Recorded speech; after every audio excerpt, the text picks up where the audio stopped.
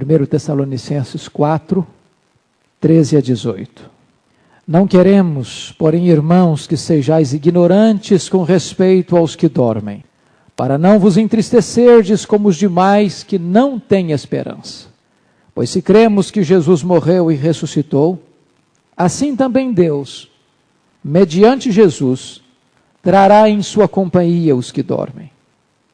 Ora, ainda vos declaramos por palavra do Senhor isto: nós, os vivos, os que ficarmos até a vinda do Senhor, de modo algum precederemos os que dormem. Porquanto o Senhor mesmo, dada a sua palavra de ordem, ouvida a voz do arcanjo, e ressoada a trombeta de Deus, descerá dos céus, e os mortos em Cristo ressuscitarão primeiro. Depois, nós, os vivos, os que ficarmos, seremos arrebatados juntamente com eles, entre nuvens, para o encontro do Senhor nos ares, e assim estaremos para sempre com o Senhor. Consolai-vos, pois, uns aos outros, com estas palavras. Amém. Nós vamos estudar nesta noite sobre o tema os fundamentos da esperança cristã. Os fundamentos da esperança cristã. O apóstolo Paulo abre as cortinas do futuro, acende a luz no palco da história e nos mostra que o melhor para o povo de Deus ainda está por vir. O futuro para o povo de Deus não vem envolto em trevas. Ao contrário, ele traz em sua bagagem a garantia de que a morte não tem a última palavra. Na verdade, nós não caminhamos para uma noite trevosa, caminhamos para um amanhecer glorioso. Não estamos fazendo uma viagem rumo ao abismo, mas fazemos uma viagem rumo à glória. Não caminhamos rumo a um destino desconhecido, mas para um lugar certo e glorioso, que nos foi preparado por Jesus.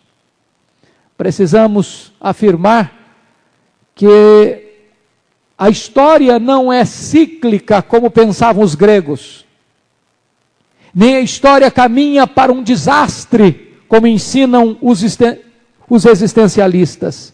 Na verdade, a história é linear e a história é teleológica, ou seja, ela caminha para uma consumação final, e esta consumação final é a vitória de Cristo e da sua igreja. Eu gostaria de entrar nesse texto hoje, mas antes de fazê-lo propriamente dito, eu gostaria de chamar a sua atenção para 3 pontos à guisa de introdução. Em primeiro lugar, vamos conversar um pouco sobre a desesperança daqueles que não conhecem a Deus. Paulo diz aí no verso 13, não queremos, porém, irmãos, que sejais ignorantes com respeito aos que dormem, para não vos entristecerdes como os demais que não têm esperança. Irmãos queridos, o mundo pagão, o mundo gentio na época de Paulo, era um mundo desprovido de esperança. A esperança é uma marca do cristianismo. Não há esperança para a humanidade fora de Cristo, fora da fé cristã. E se você perceber a tristeza do pagão, do gentio, daquele que não tinha Cristo, não tinha a palavra de Deus, não tinha as promessas de Deus, era uma tristeza incurável, era uma tristeza contínua e era uma tristeza sem intermitência. Seu desespero não tinha pausa. A palavra que Paulo vai usar na língua original aqui para tristeza, para não vos entristecerdes, está no tempo presente, significando que ela é uma tristeza que não termina, que não acaba. É um estado de tristeza. É uma tristeza contínua. Era muito comum encontrar-se nos túmulos e nas lápides dos túmulos daquela época a esta inscrição: eu não existia, vim a existir, eu não existo, não me importa. Não tinha esperança, não tinha futuro, não tinha perspectiva.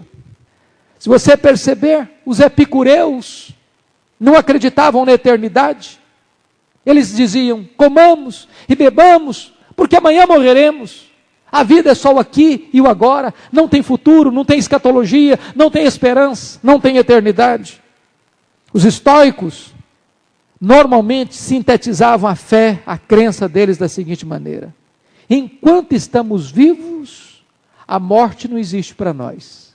Quando a morte aparecer, nós já não mais existiremos. Então, não tinha esperança nenhuma para eles. Era um povo sem esperança no mundo, diz o apóstolo Paulo aos Efésios, capítulo 2, versículo 12.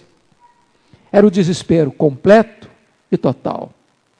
Ésquilo afirmava: uma vez que o homem morre, não há esperança de ressurreição para ele. Teócrito dizia: há esperança para aqueles que estão vivos, mas para aqueles que morrem, não tem nenhuma esperança.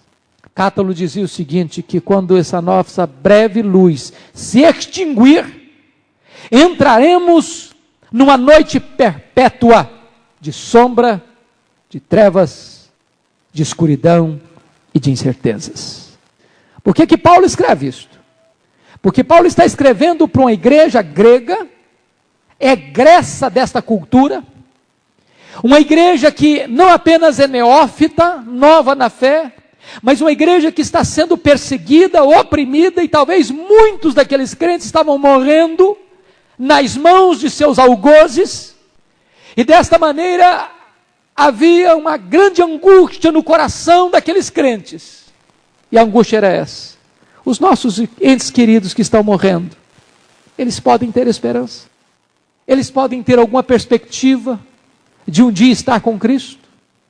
E este texto especificamente foi escrito para abrir os olhos da alma daqueles crentes de Tessalônica, para dizer o seguinte: aqueles que morrem em Cristo, os nossos entes queridos que morrem em Cristo, aqueles que creem no Senhor e que morrem, de forma nenhuma estão em qualquer desvantagem em relação aos que estiverem vivos quando Jesus voltar.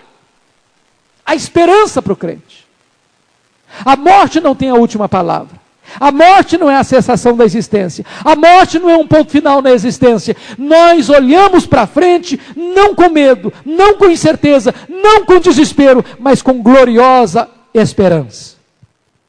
A segunda verdade, à guisa de introdução, que esse texto vai retratar, é a tristeza dos que vivem sem essa esperança, para não vos entristecerdes como os demais que não têm esperança. Na verdade, Paulo escreveu essa carta, talvez fundamentalmente para corrigir basicamente dois grandes problemas. O primeiro problema que a igreja tinha era o seguinte: os que morreram estão em desvantagem aos que estão vivos?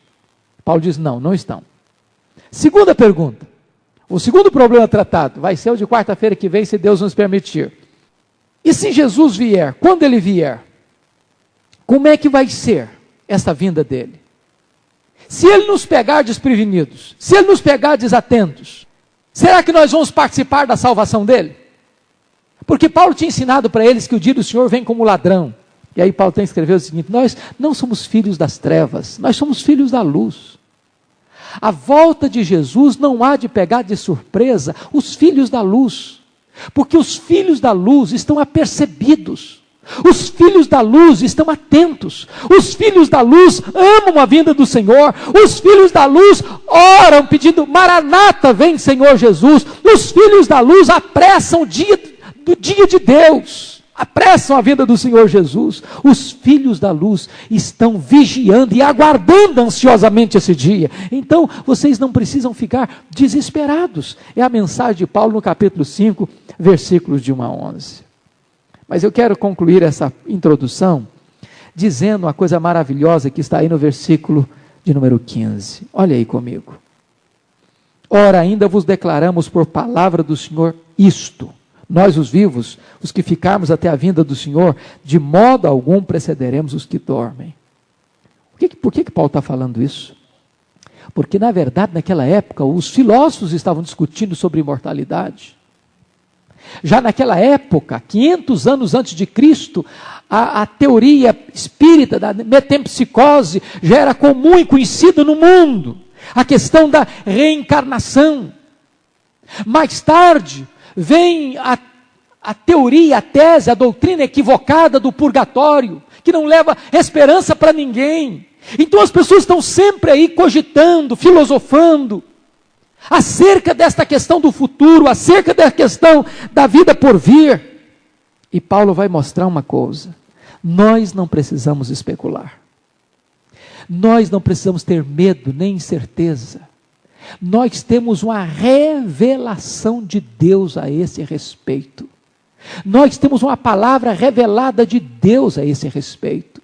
Não é especulação, não é opinião, não é teoria, é uma palavra dogmática, inerrante, infalível, segura do próprio Deus acerca deste assunto. Ainda vos declaramos por palavra do Senhor.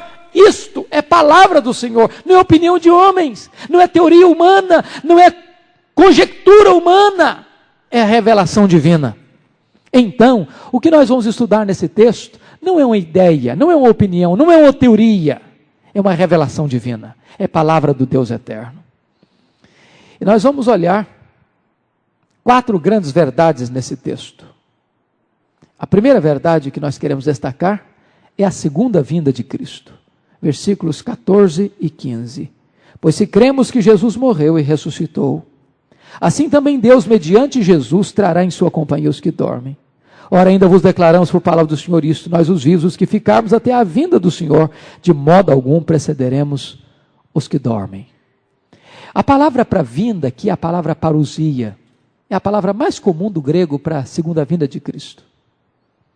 E esta palavra teve um desenvolvimento. Esta palavra no grego clássico significava apenas presença ou vinda de uma pessoa querida. Ela foi usada várias vezes por Paulo, em outro contexto que não a segunda vinda de Cristo. A vinda de Tito, por exemplo, que alegrou o seu coração, a palavra lá era parousia. Nos papiros do grego clássico e no grego helenista, esta palavra era uma palavra técnica, usada a respeito da vinda de um imperador, de um rei, de um governador, em geral de uma pessoa importante a uma província. E tal visita precisava de preparação, uma série de preparativos para que aquele rei, ou aquele governador, ou aquele imperador, ou aquela pessoa viesse à província. Finalmente, essa palavra veio a significar no grego clássico a visita de um Deus, dentro da cultura grega, dentro da filosofia grega, dentro da religião grega. Paulo vai pegar esta palavra, parousia, para falar da vinda, não de um governador, não de um imperador, não de um rei terreno, não de uma divindade pagã, mas para falar da vinda gloriosa do Senhor Jesus Cristo, o Filho de Deus. E nós, povo de Deus, amamos esta vinda.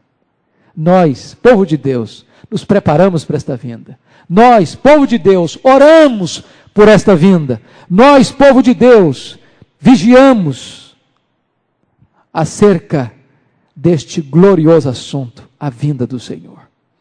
Vamos destacar alguns pontos aqui, porque esta doutrina da segunda vinda está conectada com a ressurreição. Por que está conectada com a ressurreição?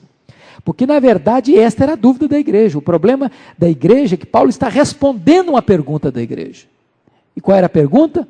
Os que morrem em Cristo perecem? Os que morrem em Cristo estão em desvantagem em relação aos vivos? Então, notem que Paulo vai introduzir a doutrina da segunda vinda, mas em conexão com a questão da ressurreição. Então, vamos ver o primeiro ponto. O primeiro ponto é que não é a alma que dorme na hora da morte, mas o corpo. Versículo 14, pois se cremos que Jesus morreu e ressuscitou, assim também Deus, mediante Jesus, trará em sua companhia os que dormem. Os que dormem. E aí a grande pergunta é, o que significa esse dormir? Nós não podemos concordar com aqueles que pregam o aniquilamento do ímpio. Também nós não podemos concordar com aqueles que pregam o sono da alma. Esse texto não está ensinando nenhuma coisa nem outra. O que está dormindo aqui não é a alma. O que está dormindo aqui é o corpo. A Bíblia é farta em nos explicar sobre isso.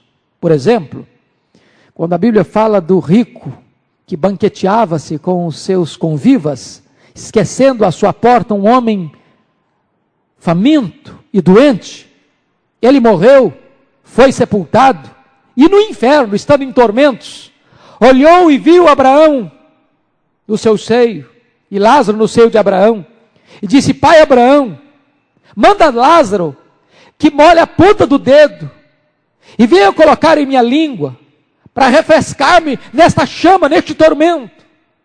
A sua alma não estava dormindo, não estava inconsciente, estava acordada, estava atormentada. Quando você lê Lucas 23, 43, você lê lá daquele ladrão que se arrependeu na cruz, e ele ora e pede: Senhor Jesus, lembra-te de mim quando vieres no teu reino. E Jesus lhe responde: em verdade te digo que hoje mesmo estarás comigo no paraíso. É preciso dizer que paraíso não é a sepultura não é o paraíso. E para onde Jesus foi naquele dia da sua morte? O seu corpo foi para a sepultura, para a tumba de José de Arimateia, mas o seu espírito não foi para a sepultura, pois ele disse: Pai, nas tuas mãos entrego o meu espírito. Quando ele disse: hoje estarás comigo no paraíso, é preciso entender que aquele ladrão também morreu, e o seu corpo também foi para uma sepultura, mas o seu espírito foi com Jesus para o paraíso, para o céu, para o seio de Abraão, para a presença de Deus. De tal maneira, queridos irmãos, que quando a Bíblia diz aqui em dormir, ela não está falando de forma nenhuma, num estado de repouso inconsciente, como o sono da alma, de forma nenhuma. A Bíblia nos informa claramente que não existe essa ideia. A palavra dormir é um eufemismo para a morte. Você sabe que eufemismo é uma figura de linguagem quando você quer amaciar ou tirar um pouco o impacto de uma ideia muito forte, muito chocante, aí você usa um eufemismo. Aí você vai dar um recado para uma pessoa que um parente dele morreu, você não chega lá: olha fulano, seu parente morreu. Você diz: olha, ele dormiu no Senhor. Você dá uma palavra mais leve, mais suave, dizendo a mesma coisa, morreu mesmo. Mas é uma maneira mais suave de afirmar a mesma verdade. Isso é um eufemismo. E a Bíblia usa essa expressão eufêmica para dormir. Fulano de tal dormiu no Senhor. Ou dormiu com os seus entes queridos, com os seus ancestrais, referindo-se à morte. Você pode encontrar isso, por exemplo, Jesus falando de Lázaro. Lázaro dormiu. Vamos lá acordá-lo. Você dormiu, Senhor, então está salvo. Não, Lázaro morreu. Você nota lá em Atos 7,60, a respeito de Estevão, diz: Senhor, nas tuas mãos eu entrego o meu espírito. Com estas palavras, ele adormeceu, ele morreu. Então era uma expressão muito comum. Mas a Bíblia não ensina a questão de sono da alma de forma nenhuma. A Bíblia diz que morrer é deixar o corpo e habitar com o Senhor. E eu pergunto: onde está o Senhor? Na sepultura? Não na sepultura, ele está no céu, ele está no trono, ele está reinando. Então, se morrer é deixar o corpo e habitar com o Senhor, a teoria do sono da alma é absurda, é herética, é incompatível com o ensino da Escritura. Ainda mais, Paulo diz em Filipenses 1,23, que morrer é partir para estar com Cristo, o que é incomparavelmente melhor. Então não é sono da alma, não é isso que Paulo está ensinando nesse texto, e em texto nenhum também. Então o que significa essa ideia de dormir? Talvez nós poderíamos pensar em três coisas. Primeiro, sono é símbolo de descanso. A Bíblia diz que o nosso corpo está dormindo, está descansando. E num certo sentido também a alma está descansando. Lá em Apocalipse 14:13 diz: bem-aventurados são aqueles que desde agora morrem no Senhor, para que descansem das suas fadigas. Nesse sentido, o céu é lugar de descanso. Lá em Hebreus 4:9 diz que há um descanso, há um sábado para o povo de Deus. E a palavra sábado é descanso. Então o céu também é lugar de descanso das fadigas, mas não descanso de inconsciência. Não é isso que a Bíblia está dizendo. Segundo lugar, o sono pressupõe renovação. Renovação. Então, este corpo que está dormindo vai ser renovado. E vai se levantar um corpo novo, glorioso, poderoso, espiritual, celestial, como o corpo da glória de Cristo. Terceiro, o sono implica a expectativa de acordar. Quem está dormindo, vai acordar. Se não acorda, é porque está morto, não está dormindo. Então, o sono é algo passageiro, limitado no tempo. Não é definitivo. Vai acordar. Nós também vamos acordar um dia. Quando a trombeta de Deus ressoar, os mortos em Cristo ressuscitarão, ouvirão a sua voz, levantar-se-ão dos seus túmulos. É isso que Paulo está nos ensinando nesta verdade. Segunda coisa, os mortos em Cristo estão na glória com Ele. Versículo 14. Pois se cremos que Jesus morreu e ressuscitou, assim também Deus, mediante Jesus, trará em sua companhia os que dormem. Olha, Jesus só pode trazer na sua companhia quem está com Ele. Não tem sentido você afirmar que Jesus vai trazer em sua companhia, na sua segunda vinda, quem não está com Ele. Então onde estão aqueles que morrem no Senhor? Estão na sepultura? Estão na sonolência? Estão na inconsciência? Não, estão na presença de Jesus. Estão com Jesus. Estão no lar do Pai. Estão na casa do Pai, estão no seio de Abraão, estão no lar celestial, estão na Jerusalém celeste, estão no estado e no lugar de bem-aventurança. Você pode perguntar, o que as almas estão fazendo no céu? Dormindo? Não, não é o que a Bíblia ensina. A Bíblia ensina que as almas dos santos estão clamando no céu. Apocalipse 7, 15 a 17. As almas estão descansando das fadigas no céu. Apocalipse 14, 13. As almas veem a face de Cristo. Apocalipse 22, 4. As almas estão lá no céu trabalhando e servindo. Apocalipse 22, 5. As almas estão lá no céu reinando com Cristo. Apocalipse 21 a 4. De tal maneira que elas não estão lá inativas, nem inconscientes. Elas estão lá agindo em ação. Elas estão lá percebendo a beleza, elas estão lá glorificando a Deus, elas estão lá servindo a Deus, elas estão lá na presença de Jesus, elas estão lá reinando com Jesus. Portanto, amados irmãos, os mortos estão em Cristo, os mortos em Cristo estão na glória com Ele, com Ele. Agora, precisamos entender uma coisa.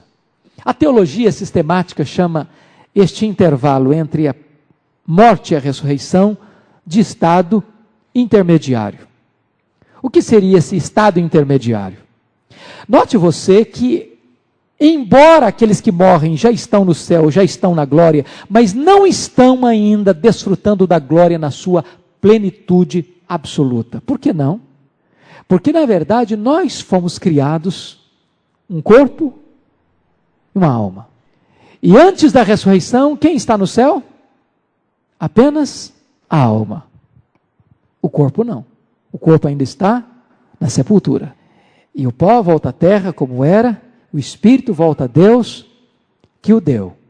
Então este estado intermediário, amados irmãos, poderíamos chamar de um caráter provisório. Quem diz isso é o teólogo Bavinck. E ele diz por 3 razões. Primeiro, esses irmãos nossos que nos precederam estão no céu agora, limitados a esse céu, sem que possua ainda a terra, a qual juntamente com o céu lhes foi prometida como herança. Quando nós tivermos um corpo de glória, nós vamos reinar com Cristo, não só no céu, mas em novos céus e nova terra. Você já parou para perceber a grandeza disso? Segundo lugar, é um estado intermediário porque esta alma, o espírito glorificado, está ainda vivendo despojado do corpo. E terceiro lugar, a comunhão com todos os santos pode-se conhecer, somente na comunhão com todos os santos, pode-se conhecer a plenitude do amor de Cristo. Esta família que está lá no céu ainda não está completa. Até que o último, dentro do projeto de Deus, seja remido, lavado e comprado no sangue do Cordeiro, e venha proclamar o nome de Cristo. Essa família que está lá no céu, também em termos de quantidade, está incompleta. Mas diz Paulo, que nós só vamos compreender a plenitude da extensão do amor de Cristo com todos os santos, quando todos estiverem na glória, quando toda a família estiver reunida, quando nós formos um só rebanho, então nós estaremos com Ele e nós reinaremos com Ele para sempre e sempre e sempre.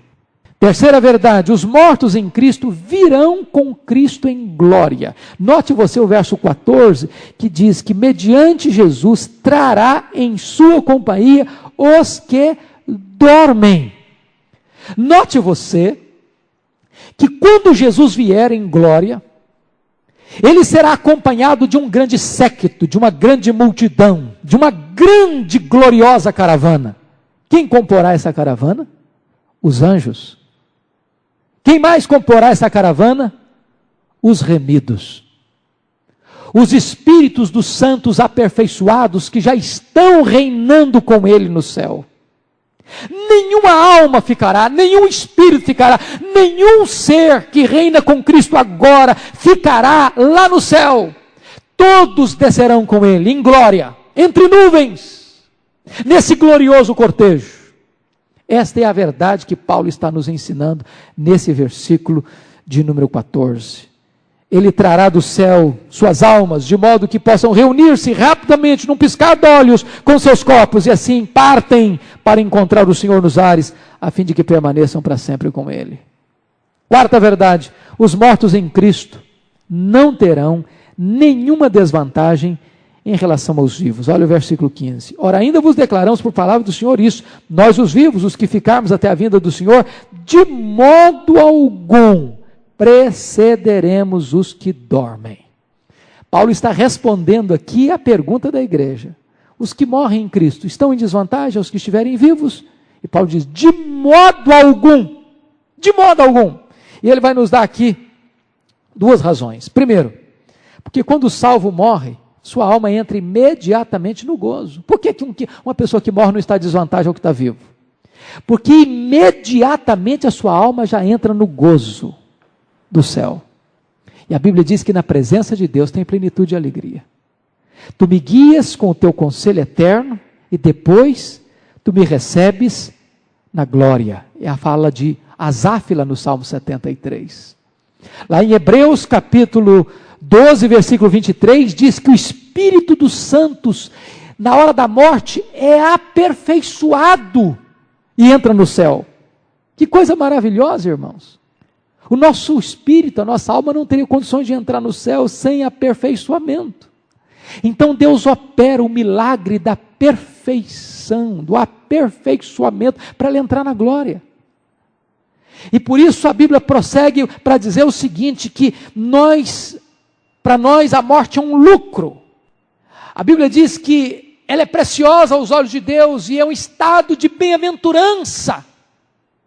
Porque morrer para um crente é partir para estar com Cristo, é deixar o corpo para habitar com o Senhor. Então, no momento em que um crente fecha os olhos aqui, ele entra na presença de Deus imediatamente. Imediatamente. Segundo lugar, não tem desvantagem, porque quando Jesus voltar, os mortos em Cristo ressuscitarão antes dos vivos serem transformados. Embora isto vai ser num átomo de tempo. Paulo diz lá em 1 Coríntios 15, 51 e 52, que vai ser como num piscar de olhos.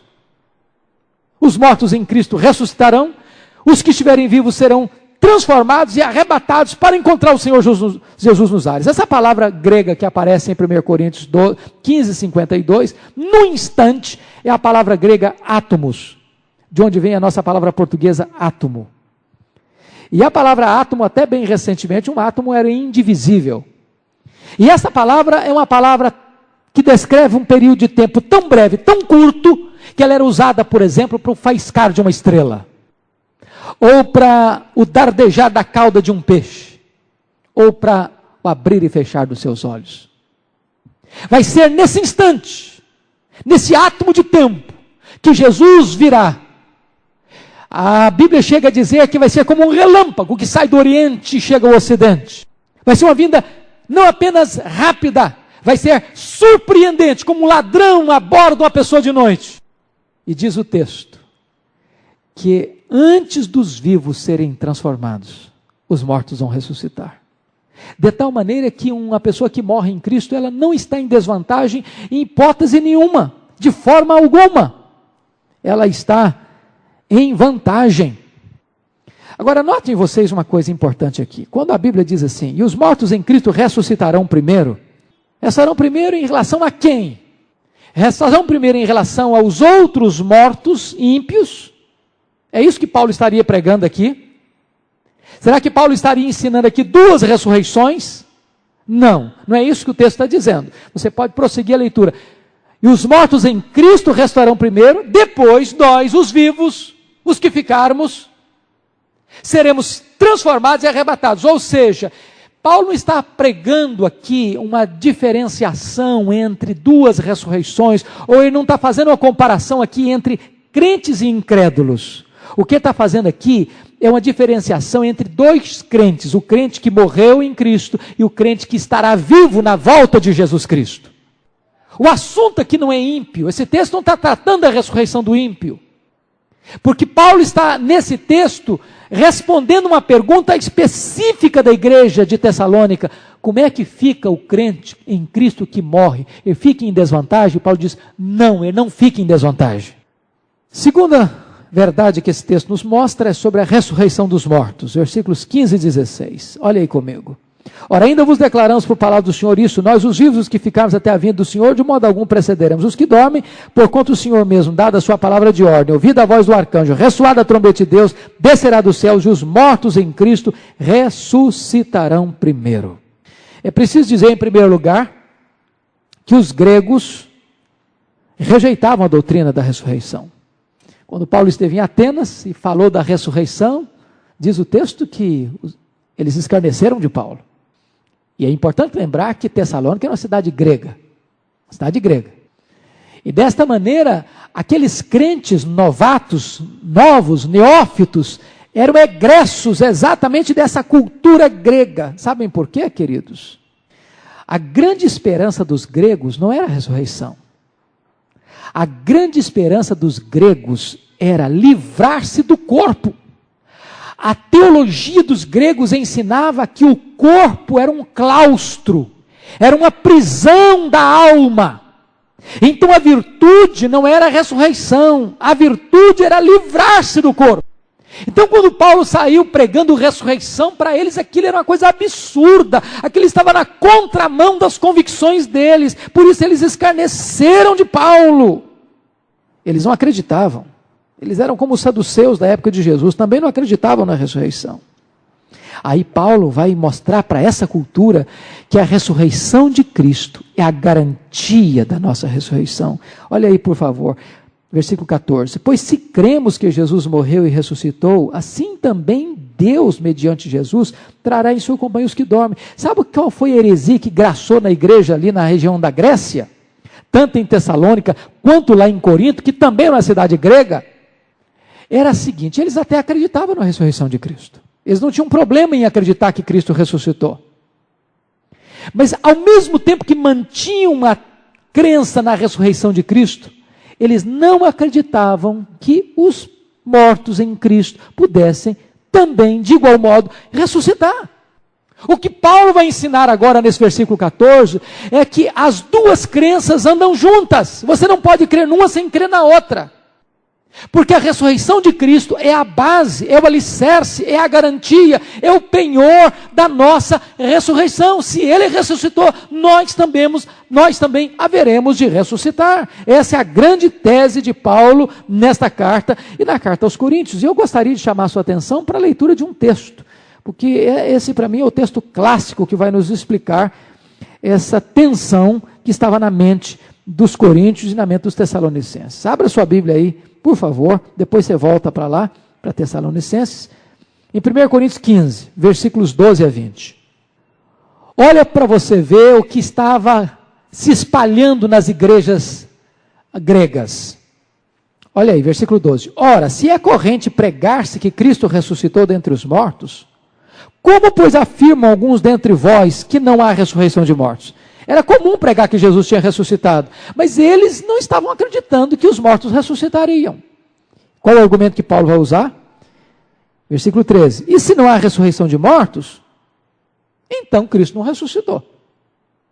Você não pode crer que não haja ressurreição de mortos e ao mesmo tempo crer na ressurreição de Cristo. É isso que Paulo está dizendo. Versículo 14. E se Cristo não ressuscitou, é vã a nossa pregação e vã a nossa fé, a vossa fé.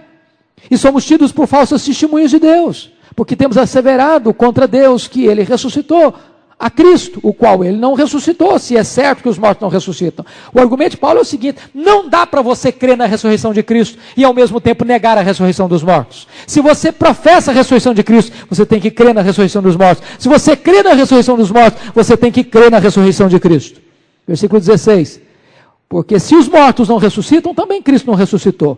E se Cristo não ressuscitou, é vã a vossa fé, ainda permaneceis nos vossos pecados, e ainda mais, os que dormiram em Cristo pereceram. Se a nossa esperança em Cristo se limita apenas a esta vida, somos os mais infelizes de todos os homens. O que Paulo está dizendo é o seguinte: sem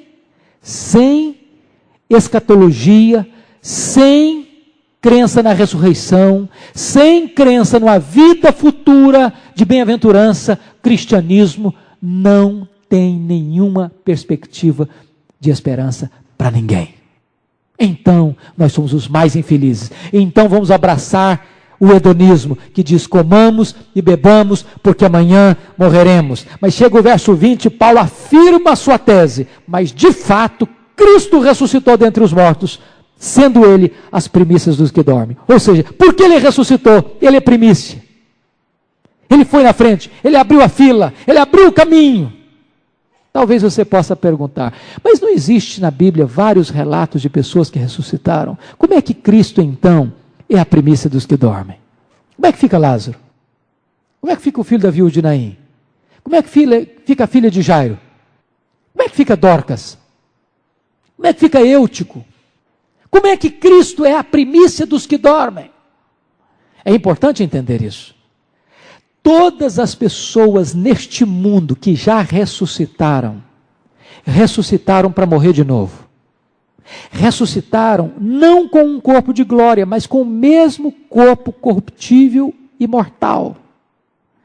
A única pessoa que ressuscitou definitivamente com um corpo de glória, com um corpo incorruptível, glorioso, foi Jesus Cristo. É nesse sentido que ele é a primícia, que ele vai na frente, que ele vai abrindo o caminho. E só no último dia é que nós também ressuscitaremos com este corpo de glória. Note você que existe uma continuidade, uma descontinuidade na ressurreição. De certa forma, ou certamente, melhor dizendo, todos nós manteremos a nossa identidade. Ou seja, quem morreu José, vai se levantar José, não Antônio. Não é outra pessoa que vai levantar-se, é a mesma. Agora, há uma descontinuidade. E nessa descontinuidade, é importante informar que a pessoa não ressuscitará com as mesmas marcas de fraqueza e corruptibilidade. Paulo diz que o corpo é uma semente, que quando você sepulta alguém, você está fazendo uma semeadura, aquela semente morre, mas daquela semente, não de outra, surge uma flor, linda, viçosa, bonita. Assim é a ressurreição. Terceiro lugar, irmãos, a ressurreição dos mortos dar-se-á na segunda vinda de Cristo. Preste atenção aí, voltando lá para Tessalonicenses, versículo 16. Porquanto o Senhor mesmo dá na sua palavra de ordem, ouvida a voz do arcanjo, ressoada a trombeta de Deus, descerá dos céus, e os mortos em Cristo ressuscitarão primeiro. Então a ressurreição se dará na segunda vinda de Cristo. E tem três coisas interessantes aí para destacar. Quando é que Jesus vai voltar? Como Jesus vai voltar? Como os mortos vão ressurgir? Ela será pessoal, será visível, será audível e será gloriosa. E três fatos vão acontecer. Primeiro, Olha aí comigo o versículo 16. Porquanto o Senhor mesmo, dada a sua palavra de ordem. A segunda vinda virá nesse aspecto, dada a sua palavra de ordem. Essa palavra na língua grega significa palavra de autoridade. Foi a mesma palavra que Jesus disse lá na porta do túmulo de Lázaro: Lázaro, vem para fora. Esta é a palavra que está escrita lá em João 5, 28. Os que se acham nos túmulos ouvirão a sua voz e sairão. Já pensaram que coisa magnífica, irmãos? Jesus virá com esta palavra de ordem. Mortos, ressuscitem, saiam de seus túmulos. É uma palavra de ordem. Essa palavra grega foi traduzida por ordem, ou comando, ou sonido. Para vocês terem uma ideia, esta palavra era usada por um mestre de navio aos seus remadores. Também esta palavra era usada por um oficial aos seus soldados. Também esta palavra era usada para um caçador dando ordem aos seus cães, ou para um cocheiro dando ordem para os seus cavalos. Quando essa palavra era usada num termo militar, era para dar uma ordem de grito de batalha e de guerra. Notem vocês que a vinda de Jesus vai ser um brado de guerra. Porque a Bíblia diz que o Senhor Jesus, quando vier, ele vai matar o anticristo pelo sopro da sua boca. E ele vem não apenas para salvação, ele vem para julgamento, ele vem não apenas para resgatar os seus, no sentido pleno da glorificação, mas ele vem também para juízo. E diz a Bíblia que os inimigos dele vão ser julgados e sofrerão o seu juízo: a grande Babilônia, o anticristo, o falso profeta, o dragão, a morte e os ímpios cujos nomes não estão escritos no livro da vida. Então vai ser uma vinda desta palavra de ordem, deste grito altissonante, vitorioso, do Senhor dos senhores, do Rei dos reis. Segundo lugar, o Senhor virá, olha aí o versículo 16, ouvida a voz do arcanjo. A palavra arcanjo só aparece aqui em Judas 9, mas lá em Daniel 10, em Apocalipse, nós somos informados que Miguel era o arcanjo. Nós não podemos afirmar categoricamente que só Miguel era arcanjo, mas arcanjo descreve uma ordem angelical superior. Dá-nos a impressão que o que está acontecendo aqui é que o Senhor Jesus passa a Miguel, ao arcanjo, a oportunidade de convocar todo o séquito angelical para sair neste glorioso cortejo de descida entre nuvens para buscar a noiva. Então, quando este anjo convoca, este séquito de anjos acompanha o Rei da Glória nesta descida bendita e vitoriosa para buscar a sua igreja. Mas note você, ainda tem um terceiro elemento, versículo 16. E ele diz assim: e ressoada a trombeta de Deus descerá dos céus. Que coisa magnífica, irmãos. Eu não sei como é que é o sonido dessa trombeta de Deus, mas deve ser algo para fazer estremecer. Porque a trombeta, na Bíblia, ela era usada, por exemplo, para convocar uma guerra, ou a trombeta era usada para anunciar uma festa. E eu estou certo que as duas coisas vão acontecer. Essa trombeta vai tocar, porque vai surgir agora a grande batalha, a maior de todas as batalhas. E se você perceber, nesta batalha, só existe uma arma que vai ser usada. Não tem outras, só uma. É a espada afiada que sai da boca deste que está sentado num cavalo branco, que está escrito na sua coxa: Rei dos reis e Senhor dos senhores. E é com esta espada que ele vai derrotar os seus inimigos. E ao mesmo tempo que é uma batalha onde o Senhor liquida os seus adversários, e Paulo escrevendo aos Coríntios, ele diz, capítulo 15, versículo 23, que importa que ele reine até que ele subjugue todos os seus inimigos debaixo dos seus pés. Também será uma trombeta para convocar a igreja para uma grande festa. uma festa interminável, uma festa gloriosa, uma festa bendita que nunca vai acabar. Terceiro ponto, irmãos, o arrebatamento. Versículo 17. Depois nós, os vivos, os que ficarmos, seremos arrebatados juntamente com eles entre nuvens para o encontro do Senhor nos ares, e assim estaremos para sempre com o Senhor. Eu preciso esclarecer que não estamos usando aqui o termo arrebatamento no mesmo sentido usado pelos dispensacionalistas. Porque, na verdade, o dispensacionalismo prega um arrebatamento invisível e um arrebatamento inaudível. Um arrebatamento secreto. Nós não subscrevemos esta ideia ou esta doutrina. Nós entendemos que a segunda vinda de Cristo é única, visível, pessoal, gloriosa, visível, audível. Nós entendemos que a segunda vinda de Cristo não se dará em dois turnos, um secreto e outro visível, mas cremos que ela será uma segunda vinda única. Mas o que Paulo está querendo nos informar sobre esta ideia aqui? Então seremos arrebatados para encontrar o Senhor Jesus nos ares. Esta palavra arrebatado aqui, ela aparece várias vezes no Novo Testamento. E eu vou me servir de 4 delas, em 4 contextos diferentes, para lançar luz aqui no nosso texto. Em primeiro lugar, ela foi usada no sentido de arrebatar rapidamente. Lá em Atos 8:39, você se lembra que quando Filipe estava com o eunuco, de repente, diz o texto, que ele foi arrebatado rapidamente da presença de eunuco. Será assim, quando Cristo vier entre nuvens. Os mortos em Cristo, num instante, num átomo de tempo, num piscar de olhos, ressuscitarão, os vivos serão transformados e arrebatados para encontrar o Senhor nos ares. Segundo lugar, essa palavra foi usada no sentido de arrebatar pela força. João 6,15. A multidão estava com o intuito de arrebatar Jesus para fazê-lo rei. Cristo nos arrebatará e nos tomará da terra. Nada nos deterá aqui. Nada nos prenderá a este mundo. Nós não hesitaremos como a mulher de Ló.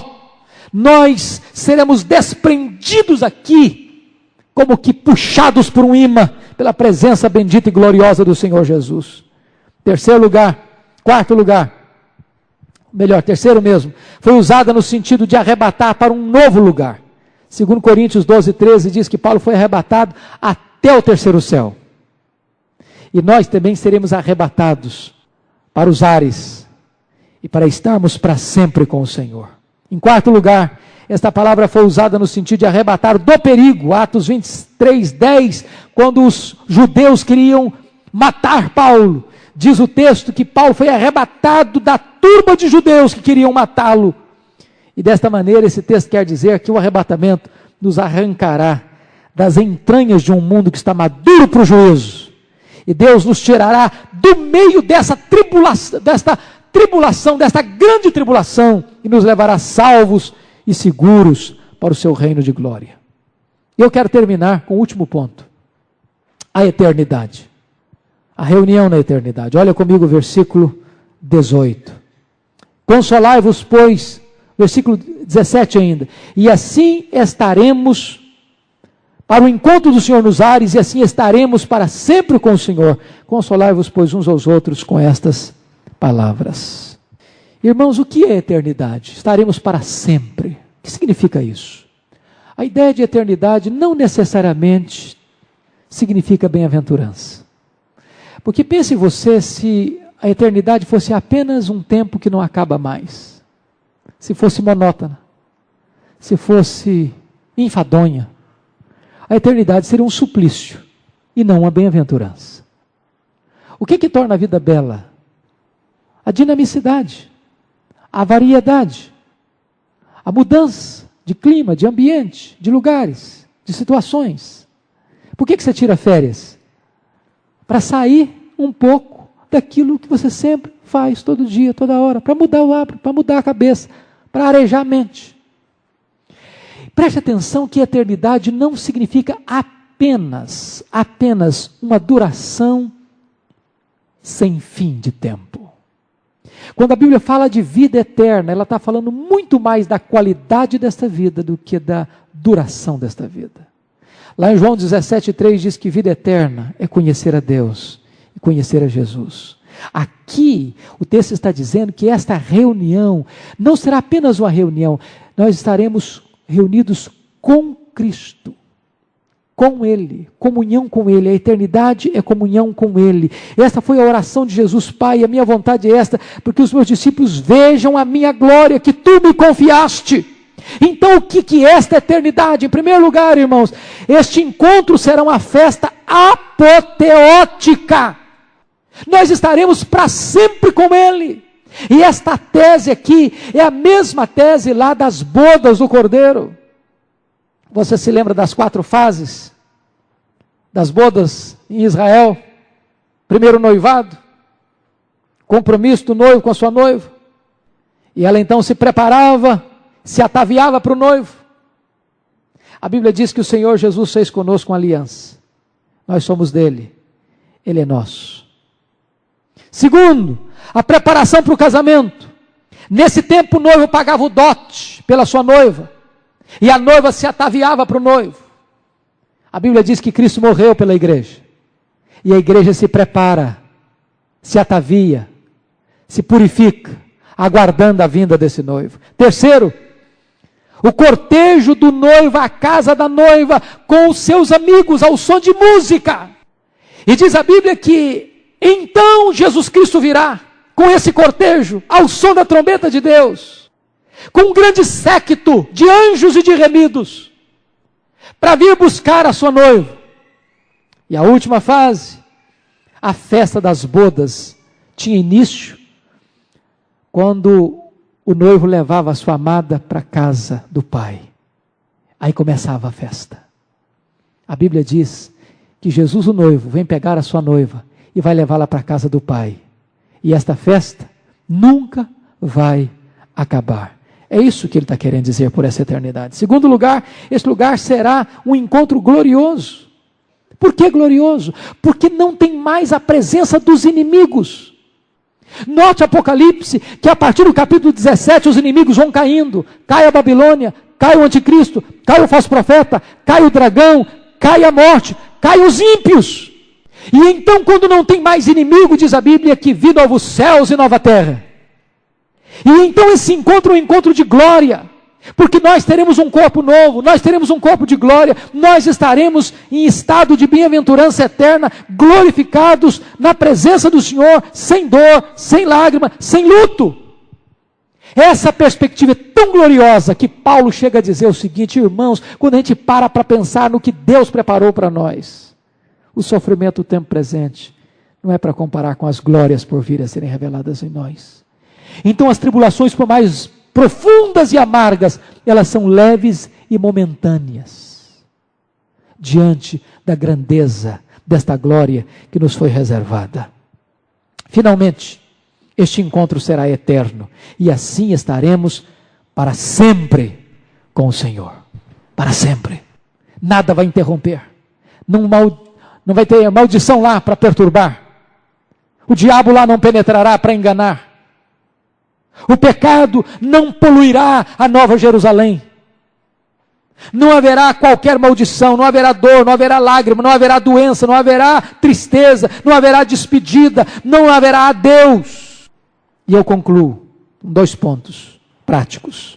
Primeiro, a segunda vinda de Cristo, meus irmãos, marcará o fim das oportunidades.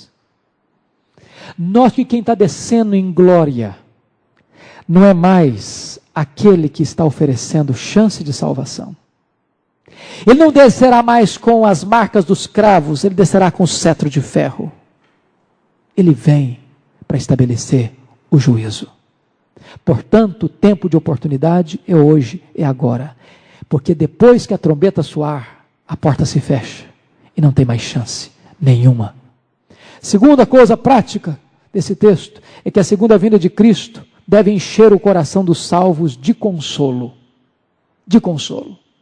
Nunca a doutrina da segunda vinda de Cristo foi dada para que nós entremos nela para especular, para matar a nossa curiosidade frívola. Sempre essa doutrina foi anunciada para trazer consolo, para trazer encorajamento, para trazer dinâmica na vida da igreja, para trazer vida de piedade, vida de consagração, vida de entrega absoluta ao Senhor. Paulo diz para os crentes: vocês não têm motivo para ficarem tristes, vocês têm motivo sim para consolarem uns aos outros. Por quê? Porque o nosso destino não é uma tumba fria. O nosso destino é a glória. Nosso destino é a pátria, é o céu. Nosso destino é uma viva esperança. Nosso destino é uma coroa imarcessível. Nosso destino é uma linda herança. Nós temos pela frente o paraíso, a casa do Pai, a Nova Jerusalém. Nós temos pela frente a bem-aventurança eterna. Esta é a verdade que o Senhor tem para o seu coração, para o meu coração, nesta noite. Uma palavra de consolo. E agora Deus nos diz: consolai-vos uns aos outros, com essas palavras. Põe os seus olhos lá em cima. Busque as coisas lá de cima. Ajunte tesouro lá em cima. Aguarde o seu Senhor lá de cima. Viva na perspectiva da realidade celestial. Que Deus nos ajude. Amém.